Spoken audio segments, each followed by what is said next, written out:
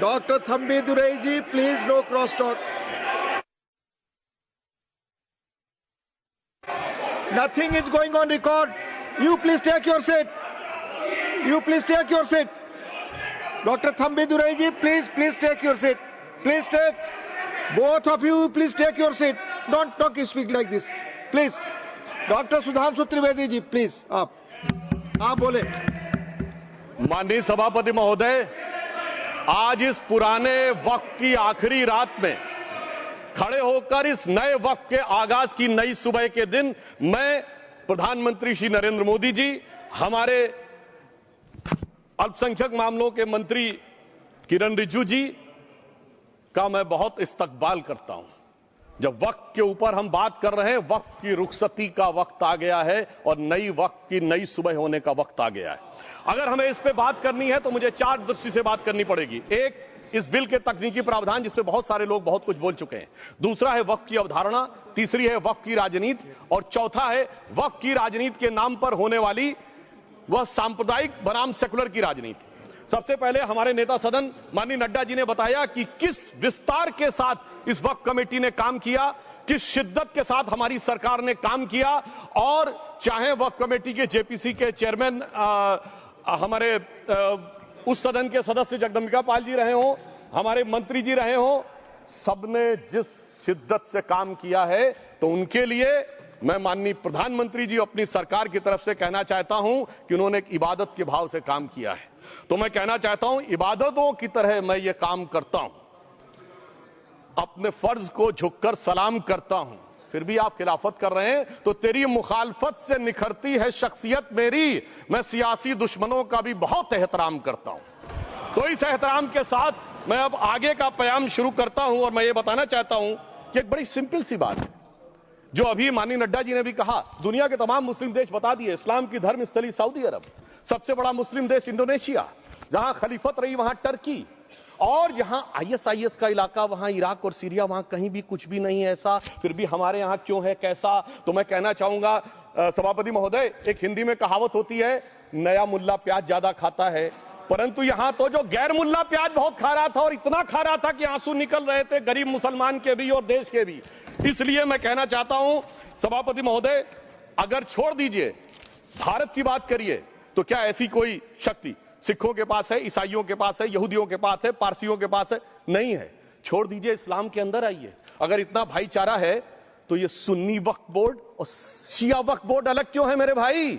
जमीन पे एक दूसरे पे एतबार नहीं है, सिर्फ सियासत के लिए साथ में आने की बात है। ये भी जरा सोचने की बात है। और जो अकलियतों में भी अकलियत है, आगा खानी है, बाकी है, जो बोहरा है, उनकी तो कोई गिनती नहीं है। हमारी सरकार ने पहली बार मुस्लिम समाज के अंदर भी ईमानदारी से सबको समान प्रतिनिधित्व देते हुए एक नई सुबह के नए वक्त का आगाज किया है। इसके लिए मैं सरकार को बधाई देना चाहता हूं। और सिर्फ ऐसा ही नहीं है, मुस्लिम समाज के अनेक लोग इस प्रकार के नियमों से बहुत प्रभावित हुए और बहुत प्रताड़ित हुए, जिसके अनेक उदाहरण बहुत लोगों ने बताए होंगे। मोहम्मदन एजुकेशन सोसाइटी कोल्हापुर का केस है, ईदगाह मैदान हुबली का केस है जिसपर सुप्रीम कोर्ट ने साफ साफ उसको हुबली धारवाड़ म्युनिसिपल कॉर्पोरेशन को वापस कर दिया। अनीसा अयासा वर्सेस तमिलनाडु वक्फ बोर्ड का केस है, तेलंगाना स्टेट वर्सेस मोहम्मद मुजफ्फर का केस है, हिमाचल प्रदेश वक्फ बोर्ड वर्सेस ख्वाजा खलीलुल्लाह का केस है, और सभापति महोदय ताजमहल पर भी दावा कर दिया गया। अब तो मैं पूछना चाहता हूं, सुप्रीम कोर्ट ने अपने जजमेंट में कहा कि भाई शाहजहां के जमाने का लिखा फरमान लेके आइए, तब हम मानेंगे कि इस पे कोई दावा है या नहीं। आप सोचिए कि अगर ये वक्त का कानून इसी ढंग से चला होता तो क्या होता। अभी हमारे जॉन ब्रिटास जी और मनोज झा जी ने बहुत सारी बातें बोली थी, एक प्यास की बात बोली थी, उन्होंने उड़ीसा के ग्राहम स्टोन्स का जिक्र किया था, तो उसमें तो कांग्रेस की सरकार सीबीआई की इंक्वायरी नहीं कर पाई थी। मगर जब ताजमहल का उल्लेख आता है सभापति महोदय, तो एक प्यास मुझे याद आ जाती है। जब शाहजहां जेल में था और दूर से उस ताजमहल को देखता था और उसे सिर्फ एक सुराही पानी मिलता था और उसने औरंगजेब से कहा एक सुराही पानी और भिजवा दो, तो जानते उसने मना कर दिया। तो दुखी होकर शाहजहां ने फारसी में लिखा, ए पिसर तू अजब मुसलमानी, जे पिदरे जिंदा आप तरसानी, आफरीन हिंदुआन सदबार, जे देहंद पिदरावा मुर्दा देवम आप। मतलब तू कैसा मुसलमान है जो जिंदा बाप को पानी के लिए तरसा रहा है? तुझसे तो आफरीन 100 बार उन हिंदुओं को है जो पितृपक्ष में मरे हुए बाप को भी पानी देते हैं। और सभापति महोदय, मैं बताना चाहता हूं कि ये हमने ईमानदारी से मुस्लिम समाज के कल्याण के लिए बात की है, क्योंकि एक तरफ खड़ा हुआ है ईमानदार मुसलमान जो शराफत के साथ ईमान को गले से लगाए हुए हैं, और दूसरी तरफ कुछ चंद सरमाएदार हैं जो उस अमानत में खयानत करके शरारत के साथ उसके झंडा बरदार बनना चाहते हैं। तो ये मुकाबला किसके बीच में है? ये शराफत अली और शरारत खान के बीच में मुकाबला है। हमारी सरकार शराफत अली के साथ खड़ी है, हमारी गरीब मुस्लिम के साथ खड़ी है। ये गरीबों गुर्बत वाले गुर्बत अली और सरमाएदारे वाले गाजी खान के बीच का इलाका है।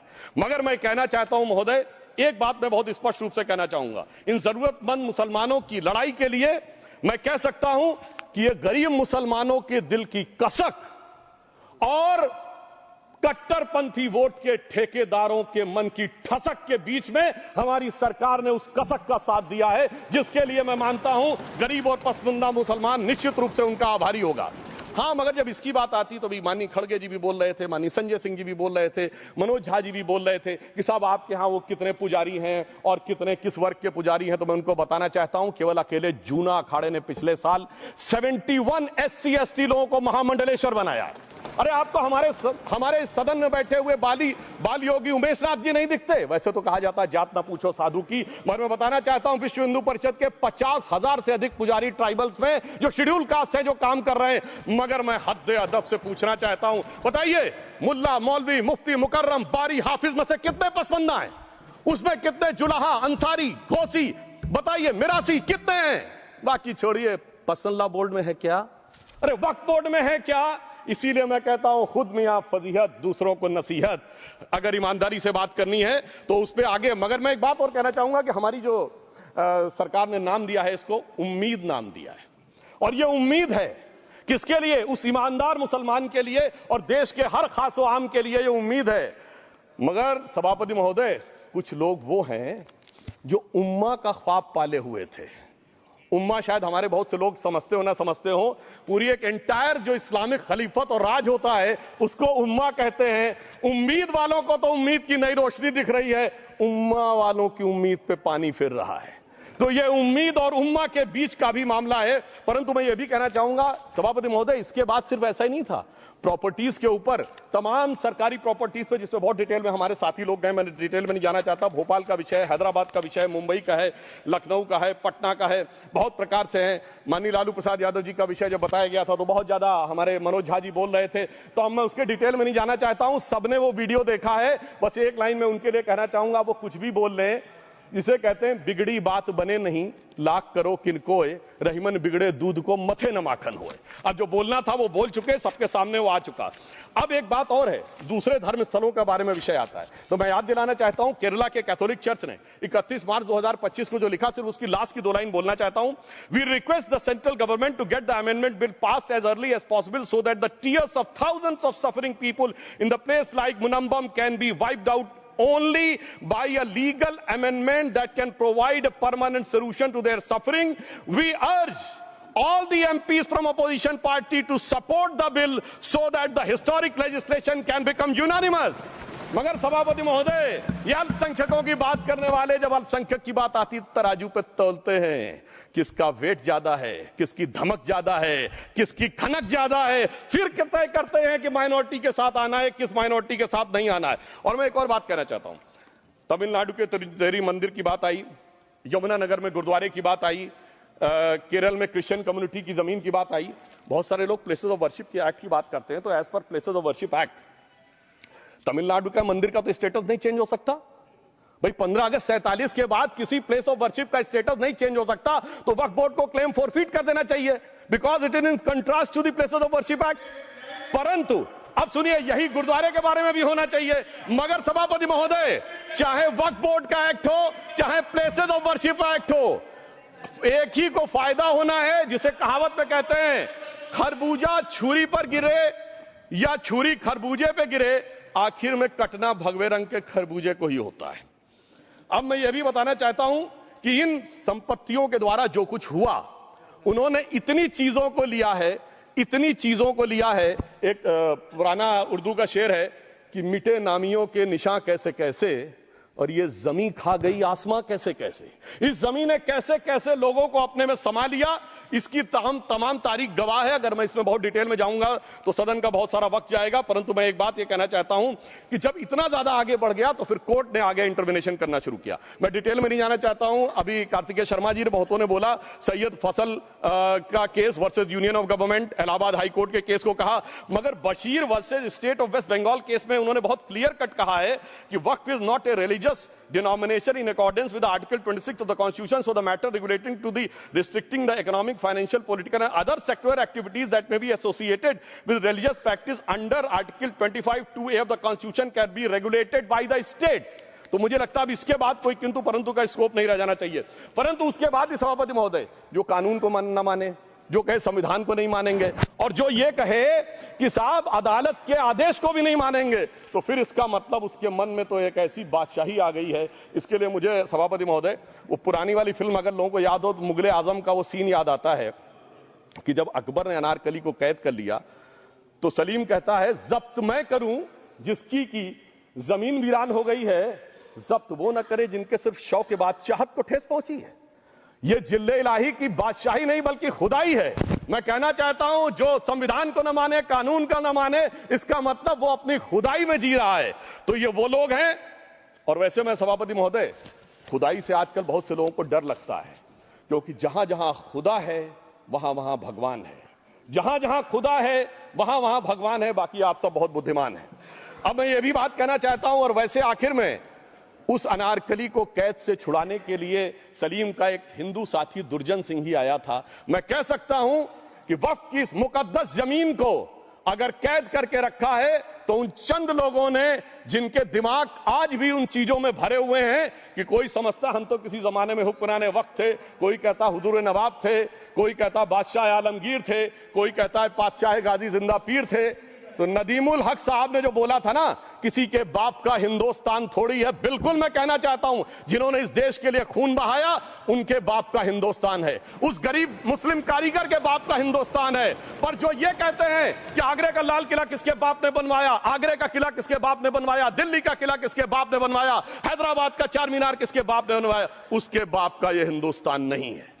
और उसके बाद भी जो आप करना चाहते हैं, अगर इस रास्ते में आप कांटे बिछाना चाहते हैं, तो उनके लिए एक लाइन कहना चाहता हूं सभापति महोदय, तेरी तमन्ना है पर हम खार न बोने देंगे, खार कांटों को कहते हैं, तेरी तमन्ना है पर हम खार न बोने देंगे, तुझे हम राह की दीवार न होने देंगे, तू सबको रौंद कर आगे जो निकलना चाहे हम तेरी इतनी भी रफ्तार न होने देंगे।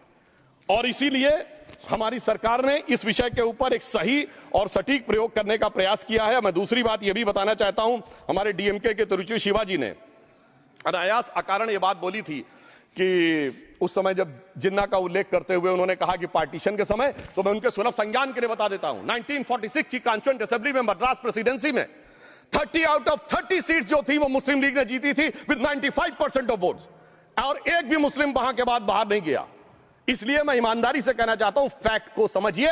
और जो मद्रास प्रेसिडेंसी के मुस्लिम लीग के अध्यक्ष थे और पीजे पोकर साहब बहादुर और मोहम्मद इस्माइल, वही बाद में इंडियन यूनियन मुस्लिम लीग के अध्यक्ष बने, और उन्होंने 28 अगस्त 1947 को सेपरेट इलेक्टोरेट मांगे, जो कोई जाके कॉन्स्टिट्यूएंट असेंबली की डिबेट में पार्लियामेंट किया, आप वेबसाइट पे पेज नंबर 270 पे जाके पढ़ लीजिएगा। सरदार पटेल ने बड़े गुस्से में इस बात को कहा, अब जो हो गया सो हो गया, एक रात में दिल नहीं बदल गया, मगर अब देश के लिए कैसे आगे बढ़ना है उसके लिए ईमानदारी से आगे आओ।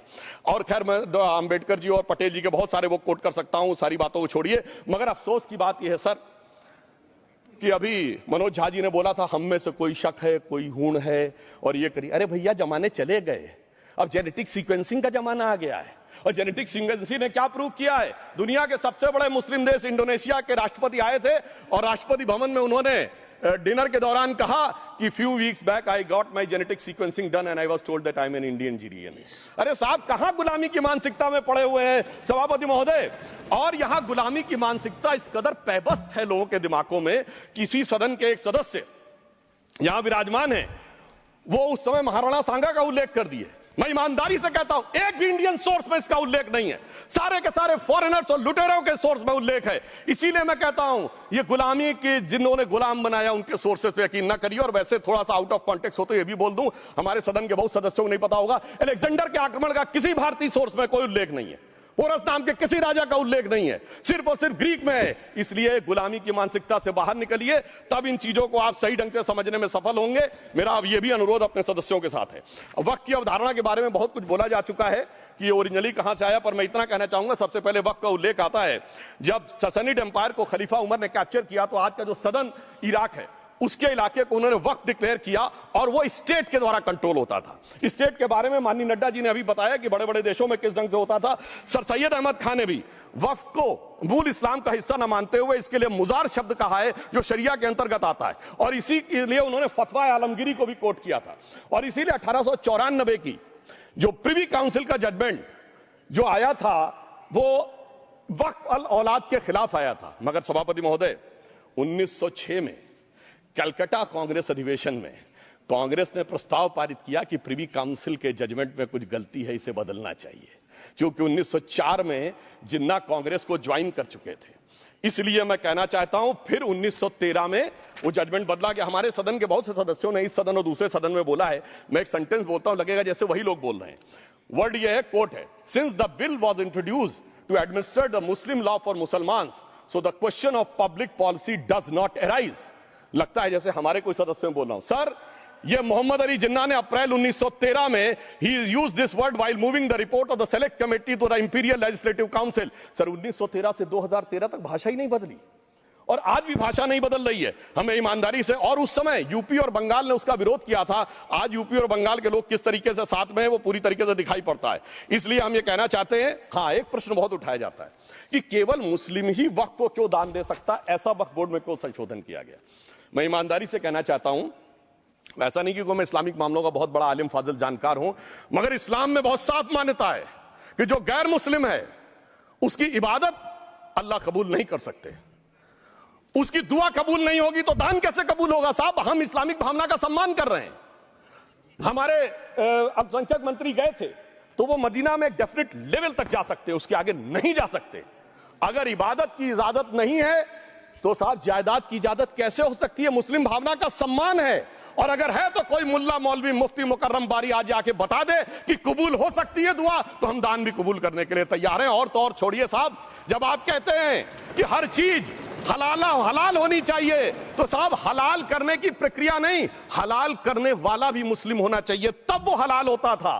तो मैं पूछना चाहता हूं साहब, काटने के लिए तो हलाल होने के लिए मुस्लिम जरूरी है, और बांटने के लिए बगैर मुस्लिम के भी हलाल होगा, ऐसा तो नहीं हो सकता। तो जो हमारी सरकार ने किया है वो मुस्लिम भावना के सम्मान के लिए किया है। और जहां तक मैं कहना चाहूंगा, हिंदू समाज के बारे में बात करते हैं, हमारे यहां कोई प्रॉब्लम नहीं है।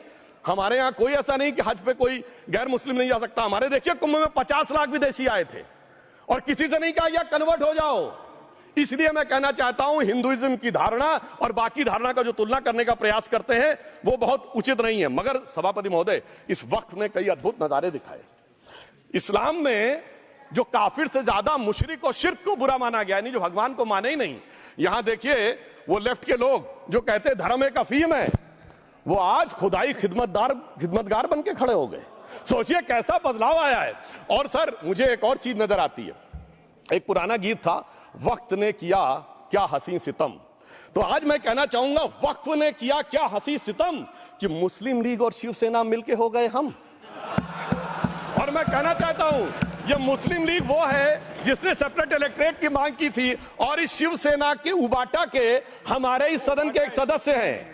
और सर, हमारे साथ मुरली जी बैठे हैं, मुरली देवड़ा जी ने मुझे याद दिलाया, उन्होंने, मिलिंद देवड़ा जी ने याद दिलाया, उन्होंने कहा एक जमाने में उन्होंने कहा था मुस्लिमों की नागरिकता छीन लेनी चाहिए। इसीलिए मैं कह रहा हूं, वक्त ने किया क्या हसी सितम, ये दोनों मिलके हो गए हम। और सर, मैं इसके बाद एक टेक्निकल बात करना चाहता हूं। जब इन्होंने टाइम ड्यूरेशन हटा दिया था और बैक में पीछे जा सकते थे, तो मैं पूछना चाहता हूं सर कि जब ब्रिटिश हुकूमत आई तो उसने तो मुगलों से सारी हुकूमत ले ली थी, तो उनका मालिकाना हक कैसे हुआ।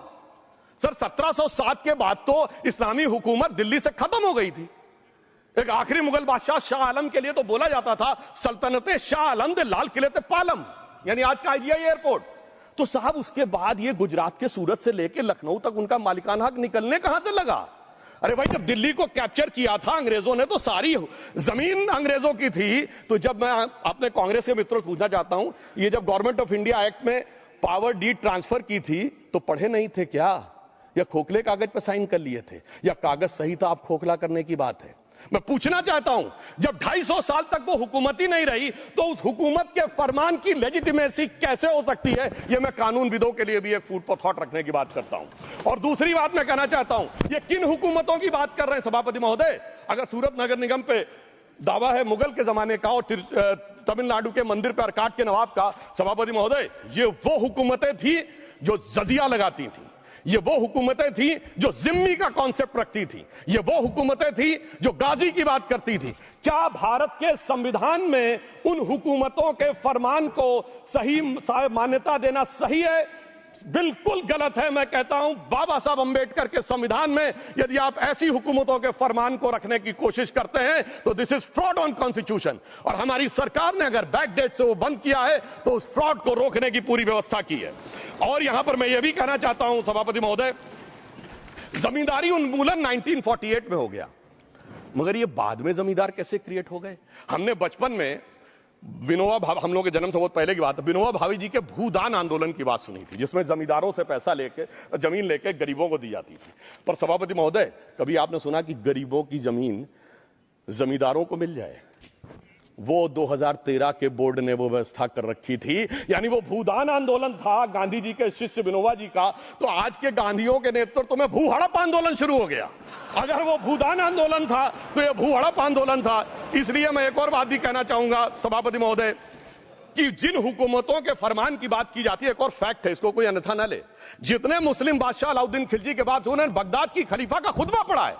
That is a foreign rule, it's on record. कैसे उसको भारत सरकार मान्यता दे सकती है? इसलिए मैं कहना चाहता हूं, जरा सा गौर से देखेंगे तो हकीकत आपके सामने आ जाएगी। और क्या कभी किसी ने कल्पना की, किसी क्रिश्चियन ने तो नहीं कहा कि इंडिया गेट हमारा है, गेटवे ऑफ इंडिया हमारा है, और चर्च नहीं सही फिर भी चर्च गेट हमारा है? तो फिर यह केवल किसी एक के दिमाग में क्यों आती है? हमने जो इवैक्यू एक्ट के तहत दे दिया था पाकिस्तान के गए लोगों को, क्या हमारे जो सिख और हिंदू भाई आए थे उनकी जमीनें मिली? अरे महाराजा रणजीत सिंह की राजधानी लाहौर थी और काबुल तक था राज, तो क्या उन्होंने जमीनें नहीं दान दी होगी गुरुद्वारे और मंदिरों को? वो मिली। अरे वो तो छोड़िए, ननकाना साहब और करतारपुर साहब तक नहीं मिला था।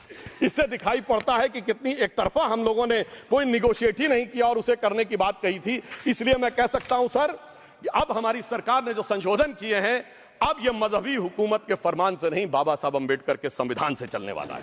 अब मैं अंत में उस विषय के ऊपर आता हूं जिसे सांप्रदायिक राजनीति बनाम सेकुलर राजनीति इसके ऊपर कहा जाता है। सभापति महोदय, मैं बताना चाहता हूं कि जब आजादी मिली उसके बाद क्या किसी ने डिमांड किया था कि हमें वक्फ बोर्ड चाहिए? नहीं किया था। फिर क्यों 54 में दिया गया? किसी मुस्लिम ने डिमांड किया क्या कि मदरसे चाहिए? फिर क्यों दिया गया? मुस्लिम समाज तो राष्ट्र की मुख्य धारा में आने को तैयार था, इसीलिए यूसुफ खान, दिलीप कुमार के नाम से आने में उन्हें कोई प्रॉब्लम नहीं थी। महजबीन बानो को मीना कुमारी के रूप में आने में प्रॉब्लम नहीं थी। मुमताज बेगम को मधुबाला बन के आने में प्रॉब्लम नहीं थी। हामिद अली को अजीत के रूप में आने प्रॉब्लम नहीं थी। मगर, और मैं यह भी बताना चाहता हूं, मुस्लिम समाज में बहुत बड़ा तबका उस समय इस बात को सोच रहा था, और अभी कपिल सिब्बल साहब बोले, ये उस चीज के वकील नहीं, इन्हें पता होना चाहिए, पता होगा कि सुन्नी सेंट्रल वक्फ बोर्ड राम मंदिर में 1961 में मुद्दई बना है, 12 साल के बाद। क्योंकि के मोहम्मद ने लिखा है कि एक बहुत बड़ा तबका था जो ये मानता था कि हमें इस चक्कर में नहीं पड़ना चाहिए। मगर अफसोस कि वही लेफ्टिस्टों, सेकुलरिस्टों ने उनको समझाकर इस मुकाम तक लाकर खड़ा कर लिया। अब यहां मैं एक और बात कहना चाहूं, खैर छोड़िए उन सरकारों ने बाद में क्या दिया, मगर उसके बाद सुनिए, इंदिरा जी के जमाने में मुस्लिम पर्सनल लॉ बोर्ड आया, तो राजीव जी के जमाने में शाहबानो केस आया, तो नरसिम्हा राव के जमाने में 95 का एक्ट आया, तो मनमोहन सिंह जी के जमाने में 2013 का एक्ट आया, मगर इलाज नहीं निकला। तो इसे एक शेर में कहूंगा कि मरीजे सेकुलर इश्क पर लानत खुदा की, मर्ज बढ़ता गया जो तौबा की। अब मैं सभापति महोदय एक और बात कहना चाहता हूं, शुरू के 20-25 साल में मुस्लिम समाज के बारे में मैं कहना चाहता हूं। आज जब आजादी मिली तो मुस्लिम समाज के प्रतीक कौन थे? उस्ताद बिस्मिल्लाह खां, उस्ताद फरीदुद्दीन डागर, उस्ताद बड़े गुलाम अली, उस्ताद जाकिर हुसैन, जिनकी अभी कुछ दिन पहले डेथ हुई, बड़े बड़े नगमा निवार, हसरत जयपुरी, मजरूर सुल्तानपुरी, साहिर लुधियानवी, कैफी आजमी, जोश मलियाबादी, जिगर मुरादाबादी। अब सर क्या हो गया? तब मुस्लिम समाज इन अदब के शाहकारों के साथ जोड़ा जाता था। आज मुस्लिम समाज का नेतृत्व किन लोगों के साथ जोड़ता है? इशरत जहां, याकूब मेनन, मुख्तार अंसारी, अतीक अहमद, दाऊद इब्राहिम। कौन जोड़ रहा है ये? तब से सर, जब से ये सेकुलर हो गया देश 1976 से और सेकुलर सियासत शुरू हुई, उसने ले जाकर इनको इस मुकाम तक पहुंचाया। और इस वक्फ बोर्ड के बिल में भी जो बात कही जा रही है सर, मुस्लिम समाज को यह समझाया गया कि तुम्हें बीजेपी वालों को तुमसे बड़ी अदावत है और कहा गया इनको बड़ी मोहब्बत है। जब यह देश आजाद हुआ, मैं उत्तर प्रदेश का रहने वाला हूं, उत्तर प्रदेश में 1931 की सेंसस में 8% रेट ऑफ डेथ थी और सैयद मुसलमानों में 24% थी। यूपी की ब्यूरोक्रेसी में 20% थे। आज कहां चले गए सब?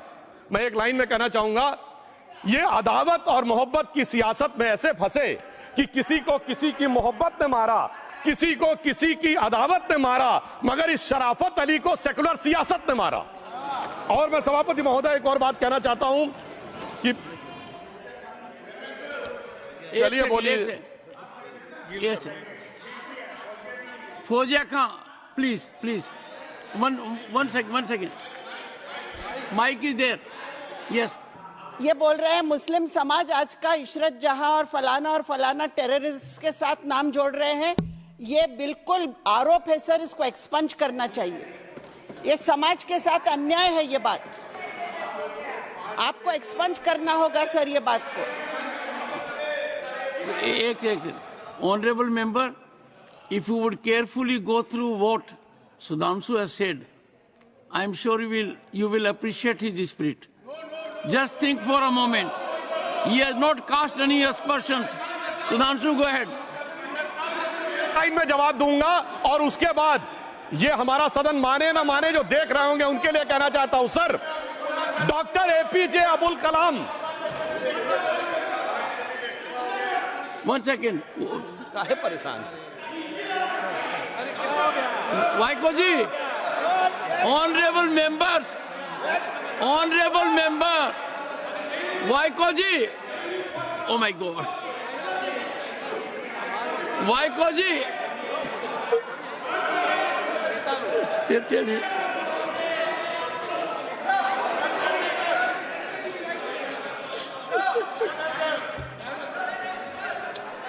ऑनरेबल एसएम को जी हिंदी समझ रहे हैं।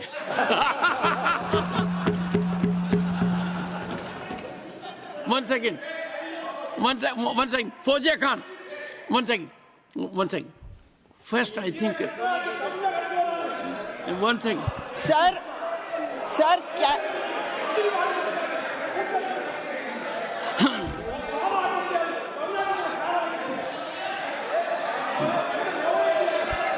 Sir, community cannot be stigmatized. Yes. An entire community cannot be branded like this. Fauziya Khan ji, I'll come to you. I'll give you the opportunity. Honorable Finance Minister. But one line is said. One line. No, one nimisham irungappa, please. He might be very emotional, sir, but that one line he said is objectionable, and I will seek your indulgence to remove it. He said, Tamil Nadu la kaal vai paakren. You enter Tamil Nadu, I'll see you. No good. No good. Illa, tappade. Tappe. Well, அப்படி சொல்லக்கூடாது. நீங்க அப்படி பேசுறது தப்பு. நீங்க அப்படி பேசுறது ரொம்பவே தப்பு. இந்த நாட்டுல யார் வேணாலும் எங்க வேணாலும் கால் வைப்போம். யாருக்கும் அதிகாரம் இல்ல உணர்வு உயிர் மேல. Honorable Finance Minister. So sir, this is atrocious. You set foot in Tamil Nadu and take care. What is that language? We have a Home Minister after a long time who has brought about changes unthinkable. What he said, you can be fully assured. Yes, Honorable Home Minister.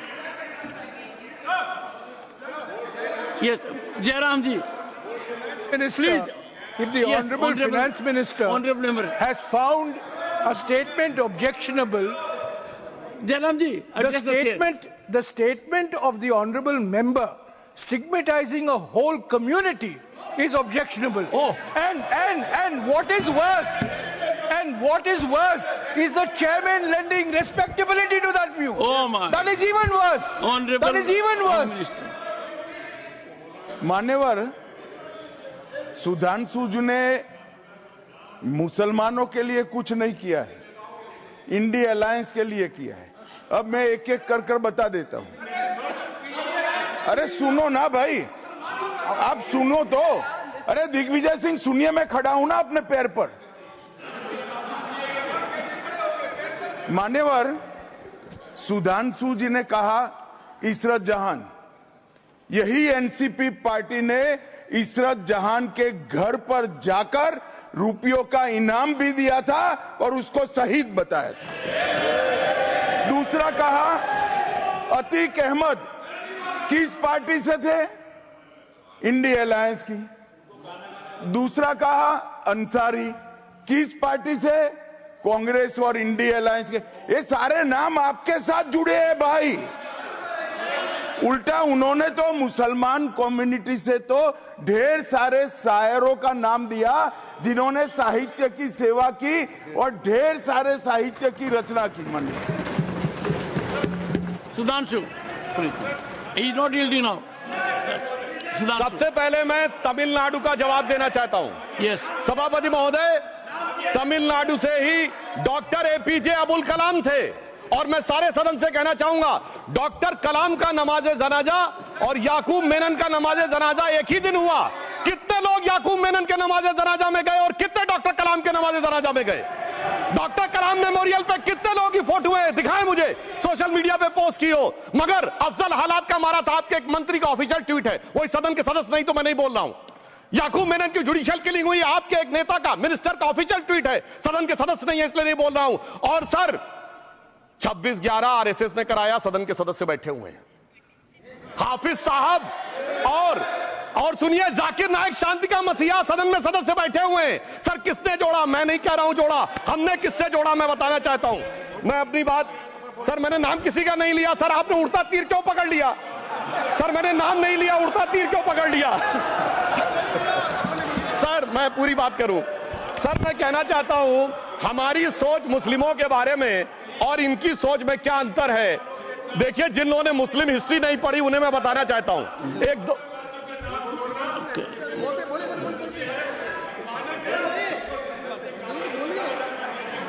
सभापति महोदय, मैं थोड़ा उन लोगों को Islamic history के बारे में बताना चाहता हूं। Honourable Digvijaya Singh, please, I'll give a chance. I'll give. माननीय सदस्य, ऑनरेबल दिग्विजय सिंह जी। माननीय सभापति महोदय, जो माननीय सदस्य ने बात कही है, मैं सुन रहा था डॉक्टर त्रिवेदी जी की बात। उन्होंने कहा था ऐसे ऐसे ऐसे मुसलमान हम लोगों के साथ हैं और वैसे वैसे मुसलमान इन लोगों के साथ हैं। बात यह है कि आपने जिस तरह से इस पूरी बात कही है, ये घोर आपत्तिजनक है, अपमानित करती है। और जो माननीय सदस्य ने भी मेरे बारे में भी कहा है, मैं उनकी निंदा करता हूं। Honourable home minister, honourable home minister, honourable home minister, एक second. Okay, one second, your mic will be on. जी महोदय, मुझे ये सब कहने की जरूरत नहीं है, लेकिन जो गुजरात में दंगे और फसाद हुए, कौन कौन उसके लिए जिम्मेदार थे बताइए। Honourable home minister.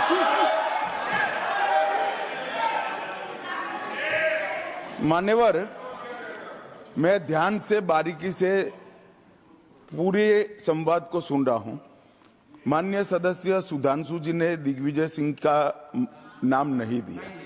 अब वो खड़े होकर कहे मेरे बारे में कहा, इससे साबित हो गया। और अभी भी मौका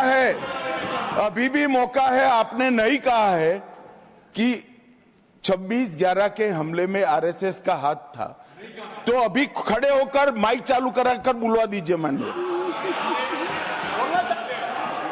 और आपत्तिजनक बात है, मैंने ये बात कभी नहीं कही है, ये आप लोगों का प्रचार है। मेरी आपत्ति इस बात की थी कि सभी माननीय सदस्य ने और बात कही है कि अब हमारे तरफ ऐसे ऐसे मुसलमान थे और वैसे वैसे मुसलमान हम लोग की तरफ थे।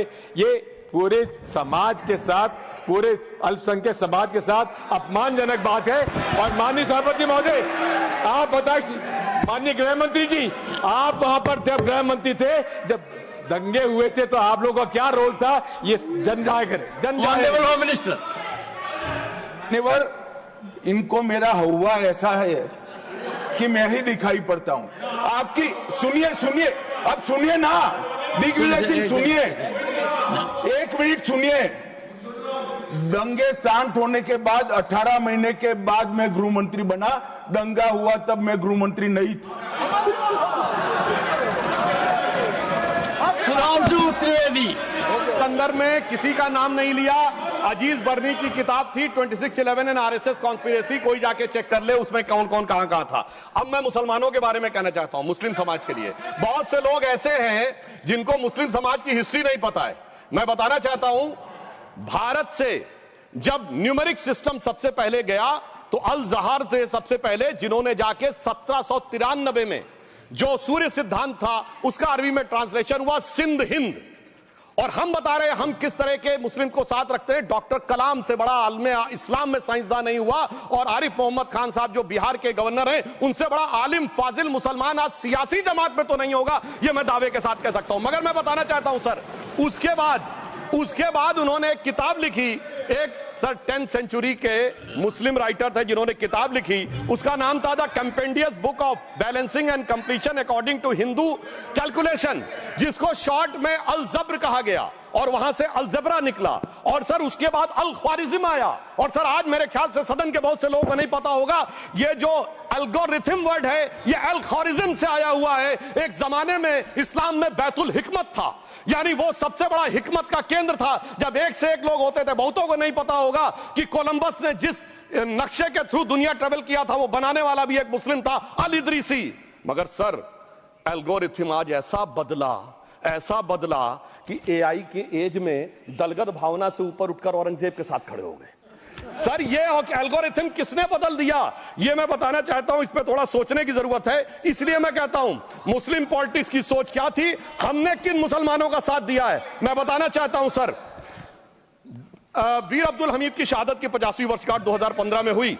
प्रधानमंत्री मोदी जी ने उनके पूरे परिवार को और उनकी पत्नी को बुला के सम्मानित किया, और इन लोगों ने उस यासीन मलिक को, जिसके ऊपर 3 एयरफोर्स के ऑफिसर्स को हत्या करने का आरोप था, वो प्रधानमंत्री आवास में। सर साफ दिखाई पड़ता है कौन किसके साथ खड़ा हुआ है, कौन किस तरह के मुसलमान के साथ खड़ा हुआ है। और सर मैं ये भी कहना चाहता हूं सर, ये सर अपने टर्न पे बोलिए सर, पिछले 30-35 सालों से हुआ खड़ा किया जा रहा है। 1990 में जब राम मंदिर आंदोलन हुआ, कहा गया बीजेपी आएगी उत्तर प्रदेश में खा जाएगी। सर बीजेपी आने के बाद उत्तर प्रदेश में जानते क्या हुआ सर, 22 साल से शिया सुन्नी के बीच में जो दंगे चलते थे और मदे साबा का जुलूस नहीं निकलता था, शिया समुदाय का मदे साबा का जुलूस लखनऊ में हमारी सरकार में निकलना शुरू हुआ। और उसके बाद कहा गया केंद्र में भाजपा आएगी तो खा जाएगी। सर अटल जी की सरकार आई, इतनी शानदार स्थिति रही। उसके बाद कहा गया गुजरात में आएगी तो भाजपा खा जाएगी। सर गुजरात का मुसलमान आज सबसे समृद्ध मुसलमान है, सबसे ज्यादा जकात वहां से आता है। उसके बाद कहा गया मोदी जी की सरकार आएगी तो क्या होगा। सर मोदी जी की सरकार आने के बाद हमारे साथियों ने बताया है अल्पसंख्यक समुदाय के 70% लोग हैं जिनको किसी न किसी एक योजना का लाभ जरूर मिला है। और सर फिर कहा गया सीए आएगा तो नागरिकता छिन जाएगी।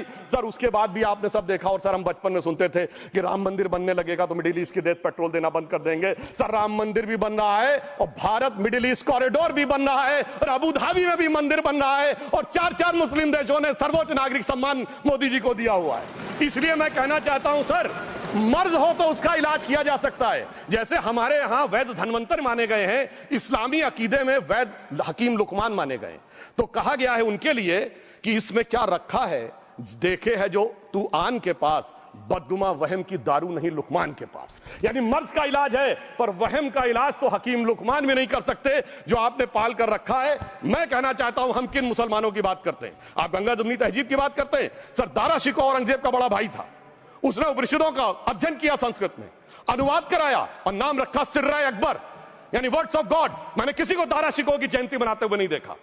मैं पूछना चाहता हूं बेगम बीबी ताज, उनके घर पे जाते किसी ने सुना? सर ये बताइए, आलम शेख इतने बड़े कृष्ण भक्त के कवि, किसी ने सुना उनके घर पे जाते हुए? मलिक मोहम्मद जायसी जिन्होंने पद्मावत लिखा, उत्तर प्रदेश के रहने वाले, उनके घर पे कोई गया? ये बताइए ब्रिगेडियर मोहम्मद उस्मान के घर पे कौन गया? आजमगढ़ में, गाजीपुर के रहने वाले थे, आज तक जाने वालों में नहीं दिखे। और मैं सर बताना चाहता हूं एक और बात सर, एक सैयद इब्राहिम रसखान हुए हैं, बहुत बड़े कृष्ण भक्त के कवि सर, जिन्होंने क्या लिखा, उन्होंने कहा मेरा अगला जन्म हो तो भी मैं कृष्ण भक्ति बनना चाहूंगा, मनुष्य बनूं तो ग्वाल बाले के रूप में और पशु बनूं तो गाय के रूप में। उन्होंने कहा मानुष हो तो वही रसखान, बसों ब्रज गोकुल गांव के ग्वारन, जो पशु हो तो कहा बस मेरो चरो नित नंद की धेनु मजारन। सर उन्होंने कहा गायों के बीच में नंद बाबा की गायों में जन्म लेना चाहूंगा, मगर सर आज एक ऐसे नेता आए हैं इस देश में जिनको गायों से बदबू आने लगी है, तो उनके लिए मुझे मेरे मन में भाव आता है सर कि श्री रामचंद्र कह गए सिया से, ऐसा कलयुग आएगा गोपालक श्री यदुवर कुल में एक ऐसा नेता आएगा जिसे बकरे कटने में खुशबू मिलेगी, गौ माता में बदबू पाएगा। रामचंद्र कह गए सिया से कैसा कलयुग आएगा। अब सर मैं एक और बात भी कहना चाहता हूं, हम किनको मानते हैं सर, नजीर अकबराबादी को सुनिए, कृष्ण भक्त के लिए क्या कहा। सर मैं एक बोलना चाहता हूं, बुल्ले शाह ने क्या कहा। बुल्ले शाह ने कहा, अभी होली गुजरी है, उसने कहा था आज होली खेलूंगी मैं, कर बिस्मिल्लाह। उन्होंने आगे कहा अलस्तु बिरबिकुम प्रीतम बोले, सब सखियों ने घूंघट खोले, नाम नबी की रतन चढ़ी, सुनिएगा, नाम नबी की रतन चढ़ी और बूंद पड़ी अल्लाह अल्लाह, आज होली खेलूंगी मैं, कर बिस्मिल्लाह। तो मैं भी कहता हूं अब बिस्मिल्लाह करिए और उसके बाद हमारे इस सहयोग करिए, इस सकारात्मक उसका, वरना अल्हम्दुलिल्लाह जो हम मुसलमानों के लिए और देश के लिए करना चाहते हैं उसमें हमें सफलता जरूर मिलेगी।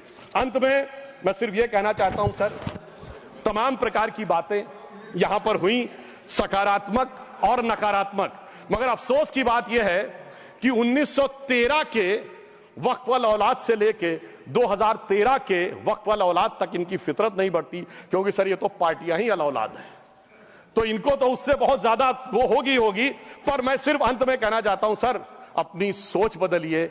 आप जिस कश्ती पे सवार होकर इस दरिया को पार करने की कोशिश कर रहे हैं, पिछले 75 साल में नहीं कर पा रहे हैं, 10-12 साल में बहुत हिचकोले खा रहे हैं, तो कश्ती और रास्ता बदलिए। तो इनके लिए अंत में एक पंक्ति कहते हुए बात समाप्त करना चाहूंगा कि इन्होंने कश्ती भी नहीं बदली, दरिया भी नहीं बदला, पर इन डूबने वालों का जज्बा भी नहीं बदला, पर है शौक सफर ऐसा, एक उम्र हुई हमने, मंजिल भी नहीं पाई, रास्ता भी नहीं बदला। अब अगर नई मंजिल पानी है, नई मंजिल की नई सुबह देखनी है, तो मैं कहना चाहता हूं आइए सबको साथ लेकर चलिए। और एक ऐसा वक्त आया है जब मैं जो हमारे किरण रिजिजू जी ने कहा था कि मैंने शम्मा जलाई हवाओं के खिलाफ, तो मैं प्रधानमंत्री मोदी जी की तरफ से कहता हूं कि हमें इल्जाम मत दीजिए, बहुत अफसोस होता है, हमें इल्जाम मत दीजिए, बहुत अफसोस होता है। बड़ी तरकीब से कश्ती यहां तक लेके आए हैं और बदल देते हैं हम दरिया की लहरें अपनी हिम्मत से, आंधियों में भी अक्सर चिराग हमने जलाए हैं। धन्यवाद।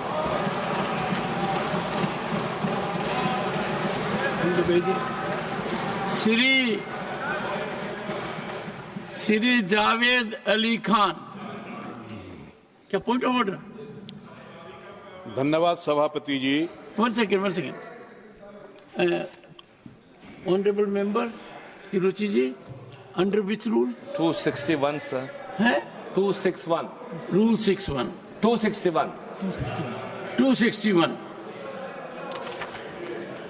yes, I am at rule 261. Sir, if the chairman is of opinion that a word or words as or have been used in debate which is or defamatory or indecent or unparliamentary or undignified, he may in his discretion order that such word or words may be expelled. Good. I know the rule. Sir, I was hearing the translation, sir, and he was telling about good intention Muslims and evil intention Muslims. Evil is an unparliamentary word, sir. Kindly explain it. While the Honorable Member Parliament Sudhanshu Trivedi has said enough on it, I reserve my order and you will have it tomorrow in detail on this point. No, I have reserved my order. I will go through every word and I do it quite tomorrow itself. Jairamji, tomorrow itself. Tomorrow itself. No, will tomorrow come? And I am surprised that chairman becomes easy punching bag. आपने 2 बार पिछले 20 minute में कहा है, I am lending strength to this narrative. So you supported him? Yes. You supported him? I support, once again, I support everything which is good, everything which is constitutional, everything which we need to follow as decorum. And I have said so on number of occasions. There are occasions when I have supported you. Don't forget that I have supported you. That you are one of those members who regularly attend parliamentary proceedings. You are very well prepared on occasions. I appreciated your contribution when Disaster Management Act bill was introduced in 2011.